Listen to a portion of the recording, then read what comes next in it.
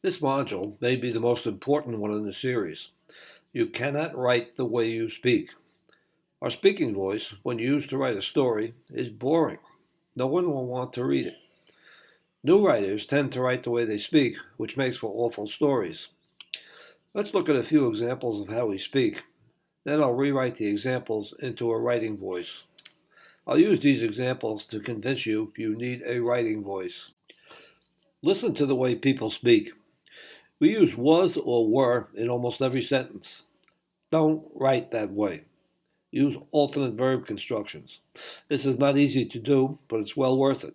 It will vastly improve your writing. Once again, I'll emphasize that what I'm talking about is developing a writing voice that is quite different from your speaking voice. And a writing voice limits was and were usage to the minimum. There's not much to say that isn't on the slide. Try reading a story where the writer uses several ing words in every paragraph. It's irritating. My biggest peeve is excessive adverbs, which we use constantly in our speaking voices. Granted, this is a personal opinion. Other writers like adverbs. The adverb hesitantly can be changed to he shuffled along as if unsure in which direction he should go. Imploringly, change this to show a woman pleading for help. Root out these sentence constructions ruthlessly. Excuse my adverb, this is speech, not writing. Adverbs cut down on the number of words used, but replacing the adverb with showing is much more pleasing to the reader. Using adverbs is the easy way out. Excessive adverbs is lazy writing, in my humble opinion. Still another example of our manner of speaking getting into our writing. These words can be important to the understanding of a sentence, but oftentimes they are simply empty words used almost as punctuation marks.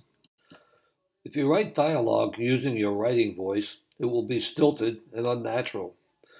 Dialogue, to appear natural, must be written in a speaking voice, but not the author's speaking voice. It must use the character's speaking voice.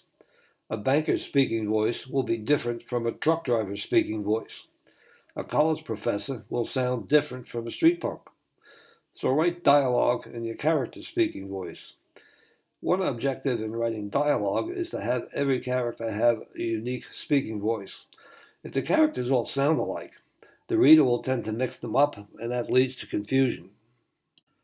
I had to work hard to develop these examples. These are examples of a speaking voice used in place of a writing voice. These are based on actual stuff I've read when critiquing other writers. Read these examples out loud to get the full effect. You'll notice they don't sound all that bad. It's the writing that's terrible. There's 5 adverbs here and 28 words. This cries out to be rewritten. Rewritten using a writing voice. Which version do you think a reader would prefer? Another common mistake. Every noun doesn't need a modifier. This has extremely excessive modifiers, 7 in one sentence. Almost 20% of the word are modifiers, 7 out of 33. Using excessive modifiers can make the reader uncomfortable. This writing voice version uses 20 words instead of 33. That's a 40% reduction.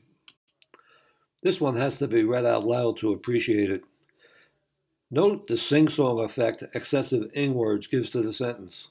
There's 6 ing words out of 21. Here is the writing voice version of the previous slide. This example is a work of art. I'm proud of it. I had to resist the urge to rewrite it as I composed it. This is another example that has to be read out loud, a stunning example of using a speaking voice to write fiction. So what's the problem with the underlined words? All of them are perfectly good words. Why did I underline them? I hope I proved my point about the difference between speaking and writing voices.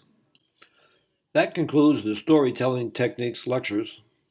I hope you found them useful.